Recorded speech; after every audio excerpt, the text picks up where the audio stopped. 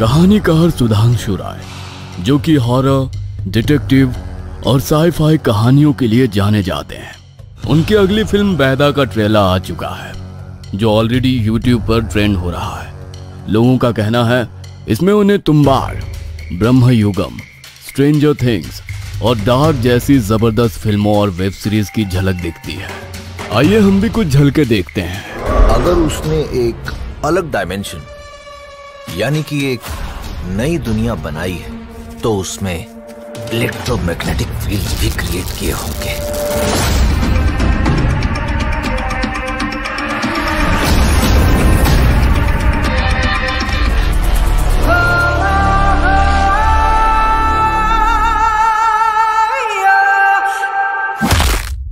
मुझे तो सच में बड़ी इंटरेस्टिंग लगी। आप लोग भी नीचे दिए गए लिंक पर क्लिक करें और जाकर देखें, लाइक करें, कमेंट करें और शेयर करें। याद रहे, बैदा एक साई-फाई सुपरनैचुरल थ्रिलर है, तो सिनेमा घरों में 21 मार्च को दस्तक दे रही है। अब जल्दी से जाइए और ट्रेलर पर कमेंट करके बताइए आपको कैसी लगी। हमने भी कमेंट किया है। तंत्र विद्या, जो सुनने में तो एक छोटा सा शब्द लगता है, लेकिन इस शब्द के भीतर कितने गहरे रहस्य छिपे हैं, इसका एक आम इंसान अंदाजा भी नहीं लगा सकता। काला जादू, टोना टोटका, सब इसका हिस्सा है। परंतु तंत्र विद्या अपने आप में इतना गहरा समुद्र है जिसकी गहराई कभी कोई नाप नहीं सकता। इसकी गहराई इतनी खतरनाक है कि जिसने इसके संदर्भ में पूर्ण रूप से, या यूं कहें इसका कुछ अंश मात्र भी जान लिया हो, तो इंसान कभी संभव ना होने वाली चीज, या यूं कहें जिस चीज की कल्पना भी कोई नहीं कर सकता, वो भी इसके माध्यम से संभव किया जा सकता है। लेकिन सुनने में ये जितना सरल दिखता है, इसकी गहराई को समझना उतना ही विचित्र है। मोहिनी, एक 23 वर्षीय लड़की, बेहद खूबसूरत, लंबे काले घने बाल, जो एक बार उसे देख ले तो उसकी खूबसूरती का कायल हो जाए, लेकिन जब कोई उसका पूर्ण रूप देख ले तो उसे दुत्कार दे। भगवान ने मोहिनी को इतना सुंदर रूप तो दिया था, लेकिन शरीर से वो विकलांग थी। बचपन में हुए एक एक्सीडेंट ने उसे शरीर से अपाहिज बना दिया। वह बचपन में अपनी उम्र के बच्चों को खेलते, भागते, दौड़ते देखती तो उसका मन अंदर ही अंदर की चोट उठता। उसकी जिंदगी अब उसकी व्हीलचेयर पर सिमट कर रह चुकी थी। वो सबको दौड़ते देखती तो अपने व्हीलचेयर को घर की तरफ मोड़कर घर के आंगन में पहुंचते ही अपना चेहरा छिपाए आंसुओं से अपना दर्द बयान करने लगती। अंदर ही अंदर वो इतनी ज्यादा घोटती कि अब तो किसी से बात करना भी उसे अच्छा नहीं लगता था। उसकी एक छोटी बहन वैशाली भी थी, जो उसे एक छोटी नहीं बल्कि एक बड़ी बहन की तरह प्यार करती थी। वो मोहिनी को उदास देखती तो हमेशा उसकी उदासी दूर करने के नए नए तरीके खोजती। मम्मी, दीदी कहाँ है? मैं कब से उन्हें ढूंढ रही हूँ। बेटा, मोहिनी अपने रूम में है। फिर से उसने आज खाना नहीं खाया। मैंने बहुत कोशिश की, लेकिन वो खुद को कमरे में बंद किए हुए है, किसी को अंदर नहीं आने दे रही। कुछ खाया भी नहीं उसने। आप चिंता मत करो मम्मा, मैं दीदी को खाना खिला दूंगी। आप मुझे खाना दे दो।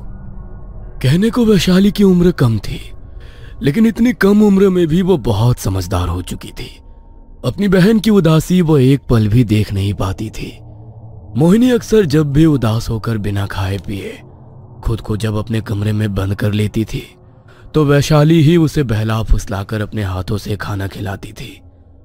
शायद बचपन से ही वैशाली ने खुद से ज्यादा अपनी बहन का ख्याल रखा और खुद से बढ़कर ही उसे प्यार किया। समय बीता और दोनों बहनें जवान हुईं, लेकिन दोनों की जिंदगी बहुत अलग थी, जिसका असर कहीं ना कहीं अब मोहिनी के दिमाग पर होने लगा।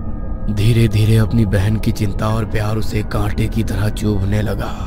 अरे दीदी, आप दाई माँ के कमरे में क्या कर रही हो? मैं कब से आपको ढूंढ रही हूँ। पहले आंगन में ढूंढा, फिर आपके कमरे में, और देखो आप मिली भी तो कहाँ पर मिली। क्यों, मैं अपने कमरे या आंगन के अलावा कहीं नहीं जा सकती हूँ क्या? कोई पाबंदी है मुझ पर?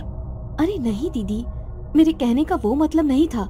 अच्छा ये सब छोड़िए, ये देखिए मेरा रिजल्ट। आपकी छोटी बहन ने कॉलेज में टॉप किया है। अच्छा, ये तो बहुत अच्छी बात है। थोड़ी थकान सी हो रही है, मुझे अपने रूम में जाना है। अच्छा ठीक है, चलिए मैं आपको आपके रूम में छोड़ आती हूँ। क्यों छोड़ोगी तुम मुझे मेरे रूम तक? पैरों से अपाहिज हूँ लेकिन हाथ काम करते हैं मेरे। खुद अपनी व्हीलचेयर चलाकर अपने रूम तक जा सकती हूँ मैं। नहीं दीदी, मेरे कहने का वो मतलब नहीं था, आप गलत समझ रही हैं। मोहिनी ने वैशाली की बात का कोई जवाब नहीं दिया और हाथों से व्हीलचेयर के पहिए घुमाती हुई गुस्से में अपने कमरे में चली गई और दरवाजे को गुस्से में पटकते हुए बंद कर दिया। वो कमरे में लगे ड्रेसिंग टेबल के सामने जाकर बैठ गई और खुद को आईने में देखते हुए रोने लगी। ये सब दिखाकर आखिर क्या जताना चाह रही है वो?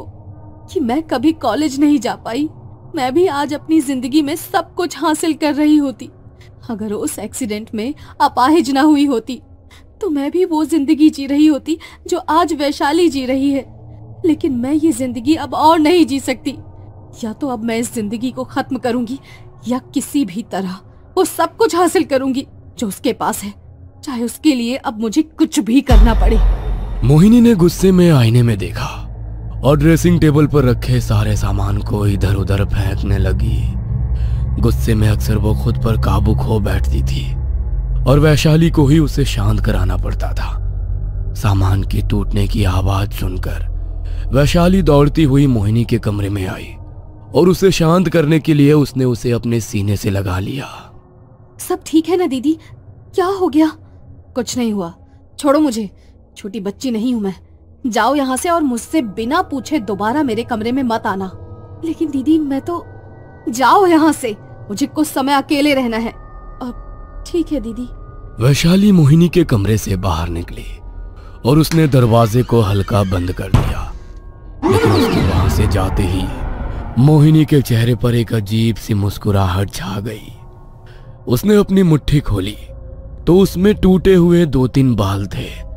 जब वैशाली ने उसे गले से लगाया था तब उसी मौके का फायदा उठाकर मोहिनी ने उसके कुर्ते पर गिरे उसके बाल के कुछ टूटे हुए बालों को ले लिया। मुझे जो चाहिए था आखिरकार मिल ही गया। अब सब ठीक हो जाएगा, सब ठीक हो जाएगा मोहिनी। अब तुझे ज्यादा समय तक ये अपाहिज की जिंदगी नहीं जीनी पड़ेगी, नहीं जीनी पड़ेगी ये जिंदगी। कुछ देर बाद सबने खाना खाया और 1 घंटे बाद मोहिनी की माँ उसके कमरे में उसे दवाई देने के लिए आई। आज वैशाली से गुस्सा हो गई तू, इसीलिए आज मैं तुझे दवाई खिलाने आई हूँ। क्यों छोटी बहन पर गुस्सा करती है? ये ले, दवाई ले और आराम से सो जा। उसकी माँ ने उसे दवाई दी और वहां से चली गई। लेकिन मोहिनी ने दवाई नहीं खाई। उसने दवाई को मुंह से निकाला और जमीन पर फेंक दिया। रात के लगभग 1:30 बजे का समय था। घर में सब लोग गहरी नींद में सो चुके थे। मोहिनी के बिस्तर के बगल में उसकी व्हीलचेयर रखी थी। उसने जैसे तैसे अपने हाथों का सहारा लिया और व्हीलचेयर पर बैठने लगी।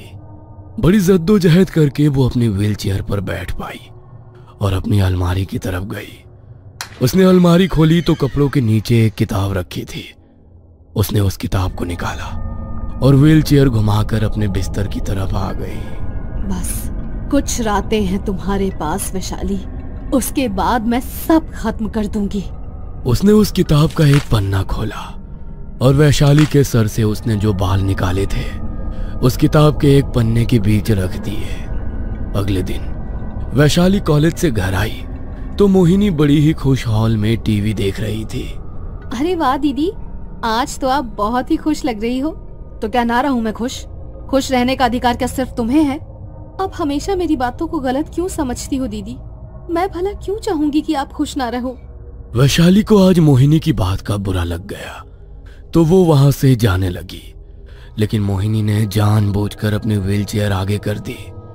वैशाली उसकी व्हीलचेयर से टकराकर गिर गई और उसका सर वहां पर रखी टेबल से जा लगा। उसके माथे पर हल्की चोट लगी और माथे से खून निकलने लगा।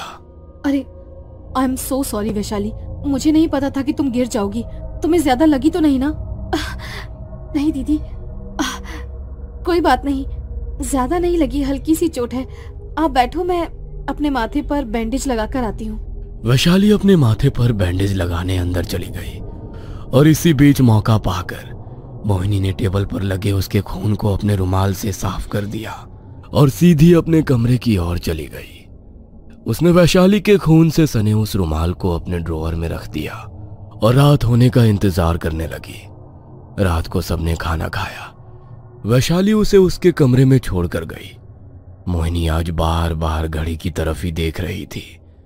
घड़ी में जैसे ही रात के 12 बजे उसने अपनी अलमारी खोली और फिर से वही किताब निकाली और अपने ड्रॉअर से वैशाली के खून से भरा रुमाल निकालकर उसने उस किताब के साथ ही अपने रूम की ड्रेसिंग टेबल पर रख दिया। पूरे कमरे में अंधेरा था। वैशाली ने अपनी ड्रेसिंग टेबल का ड्रॉअर खोला और उसके अंदर से एक कैंडल और माचिस निकाली। उसने कैंडल को जलाया तो सामने ड्रेसिंग टेबल के शीशे में उसका चेहरा अंधेरे में चमकने लगा। उसने वो किताब खोली और मंत्रों को पढ़ना शुरू किया। उसने वैशाली के खून से सने रुमाल को निकाला और उस पर अपने सर के कुछ बाल काट कर रख दिए। अब उसने एक साफ कपड़ा लिया और उसके अंदर वो बाल रख दिए जो उसने वैशाली के सर से लिए थे। उसने अपनी उंगली पर ब्लेड से एक कट लगाया और कपड़े पर रखे वैशाली के बालों पर अपने खून की कुछ बूंदें टपका दी। उसने वैशाली के खून और अपने बालों वाले रुमाल की पोटली बनाकर उसे अपने सिरहाने के नीचे रख दिया और जिस कपड़े में उसका खून और वैशाली के बाल थे उसने उसे संभाल कर अपने ड्रॉअर में रख दिया। सुबह हुई तो वैशाली कुछ थका थका महसूस करने लगी। सब लोग सुबह बैठकर ब्रेकफास्ट कर रहे थे। तभी वैशाली बोली, मम्मा, आज मोहित आपसे मिलने वाला है, आपको याद है ना? अरे हाँ बेटा, मुझे याद है। मोहित? ये मोहित कौन है? अरे दीदी, मैंने आपको बताया तो था, लगता है आप भूल गई, लेकिन कोई बात नहीं, अभी वो थोड़ी देर बाद आएगा तो आप उससे मिल लेना। थोड़ी देर बाद घर का दरवाजा नॉक हुआ। वैशाली ने जाकर गेट खोला तो मोहित सामने खड़ा था। वो उसे ड्राइंग रूम में लेकर आई जहां पर उसकी मॉम थी। मोहिनी भी वहीं पर थी। उसने मोहित को देखा तो उसके मन में वैशाली के लिए जलन और बढ़ गई। वैशाली ने बताया था बेटा तुम्हारे बारे में। मैंने सुना है कि तुम्हारा ट्रांसफर होने वाला है और उससे पहले तुम लोग शादी करना चाहते हो। हाँ आंटी, मम्मी पापा से भी मैंने इस बारे में बात की है, उनका भी यही कहना है। लेकिन अगर आपको इतनी जल्दी शादी नहीं करनी है तो कोई बात नहीं, मैं इंतजार कर लूंगा। अरे नहीं बेटा, जब तुम दोनों को ऐतराज नहीं तो मुझे कैसा ऐतराज होगा। पंडित जी से बात करके हम शादी का मुहूर्त निकलवा लेंगे। इसकी शादी के लिए यहाँ पर मुहूर्त निकलवाने की बात की जा रही है, लेकिन मेरे बारे में किसी ने नहीं सोचा। पर मैं भी तो इतनी आसानी से तो सब कुछ नहीं होने दूंगी। अगर कोई चीज मुझे नहीं मिल सकती तो मैं उसे वैशाली को भी नहीं मिलने दूंगी। शादी की बात पक्की हो गई थी, बस अब पंडित जी से शादी का मुहूर्त तय करवाना था। आज रात मोहिनी के मन में वैशाली के लिए एक अजीब सी जलन थी। वो अपने कमरे में गई और उसने अपने ड्रॉअर में रखी उस पोटली को उठाया जिसमें उसका खून और वैशाली के बाल थे। वो बहाने से वैशाली के कमरे में गई। अरे दीदी आप, मैं अभी आपके पास ही आने वाली थी। आज मन था कि आपके साथ ही सो जाऊं। मोहित के बारे में बहुत सी बातें करनी थी मुझे आपसे। बातें तो मुझे भी करनी थी, इसीलिए मैं ही यहाँ पर आ गई। लेकिन मुझे आज तुम्हारे हाथ की चाय पीने का मन कर रहा है। मेरे लिए अदरक इलायची वाली चाय बनाकर ले आओगी क्या? क्यों नहीं दीदी, आप बैठिए, मैं अभी लेकर आती हूँ। वैशाली मोहिनी के लिए चाय बनाने गई। तभी उसने मौका पाकर उसके पलंग के गद्दे के नीचे उस पोटली को रख दिया। थोड़ी देर बाद वैशाली चाय बनाकर लाई। दोनों ने कुछ देर बात की। अच्छा, अब बहुत बातें हो गई, अब मुझे बहुत नींद आ रही है। तुम मुझे मेरे कमरे में छोड़कर आ जाओ। अरे दीदी, वहाँ जाने की क्या जरूरत है, आप आज मेरे साथ ही सो जाइए ना। नहीं नहीं, मुझे अपने बिस्तर के अलावा कहीं नींद नहीं आती, और थोड़ी सर्दी लगी है तो तुम्हें भी जुकाम ना हो जाए तो अलग सोना ही बेहतर है। ठीक है दीदी। वैशाली मोहिनी को उसके कमरे में छोड़ आई और उसने उसे बिस्तर पर लिटा दिया। वो वहां से वापस अपने कमरे में चली गई और उसके जाते ही मोहिनी ने अपने सिरहाने के नीचे से उस रुमाल की पोटली को निकाला जिसमें वैशाली का खून और मोहिनी के सर के कटे हुए बाल थे। उसने उसे अपने हाथ में पकड़ा और टेबल के ड्रॉअर से तंत्र की किताब निकाली और उसने किताब में लिखे मंत्रों को पढ़ना शुरू कर दिया। उसने जैसे ही मंत्रों को 111 बार पढ़ा, उसका शरीर बुरी तरह कांपने लगा। और वैशाली का शरीर भी बुरी तरह तड़पने लगा। ऐसा लगा मानो वहां बहुत तेज भूकंप आ गया हो। दोनों के बिस्तर तेजी से हिलने लगे। उसका शरीर इतनी बुरी तरह तड़प रहा था जैसे तो शरीर से आत्मा निकल रही हो। कुछ देर तक उन दोनों का शरीर बहुत बुरी तरह तड़पा, लेकिन कुछ देर बाद सब कुछ बिल्कुल शांत हो गया। ये मेरे शरीर को क्या हो गया? मैं मोहिनी दीदी के कमरे में क्या कर रही हूँ? मैं उठ क्यों नहीं पा रही? और मेरे हाथ में ये क्या है? ये तो मोहिनी दीदी का रुमाल है, लेकिन इसके अंदर ये खून और कटे हुए बाल। इससे पहले कि वैशाली को कुछ भी समझ आए और वो चिल्लाना शुरू कर दे, मुझे उसे खत्म करना पड़ेगा।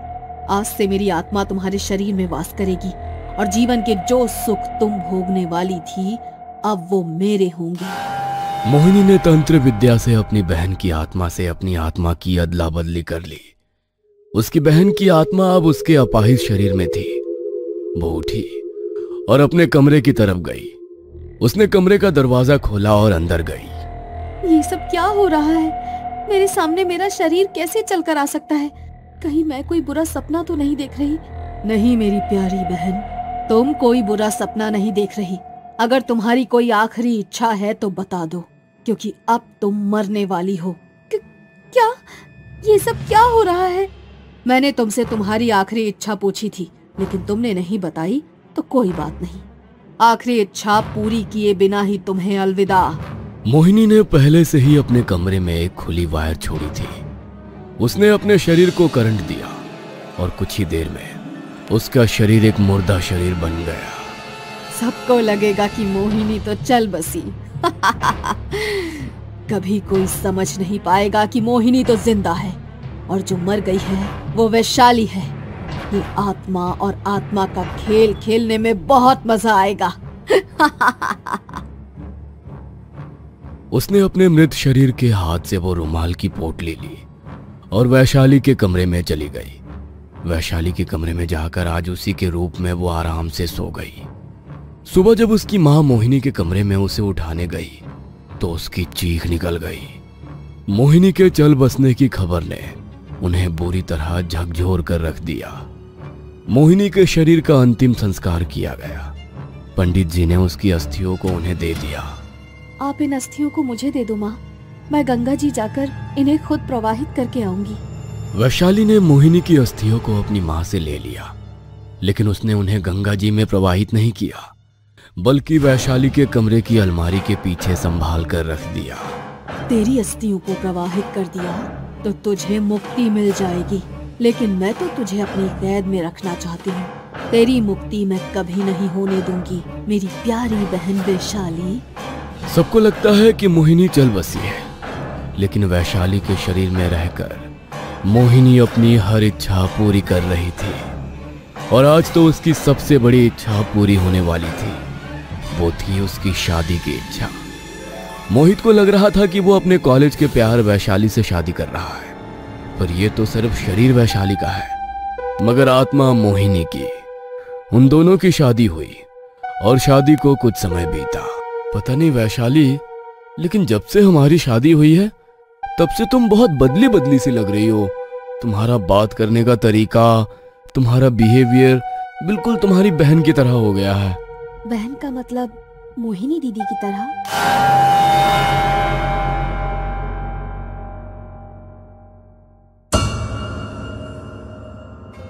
ये कहानी आपको अच्छी लगी हो तो हमें सब्सक्राइब करें, हमारा इंस्टाग्राम और फेसबुक पेज जरूर फॉलो करें। और हाँ दोस्तों, सब्सक्राइब करना भूलना मत।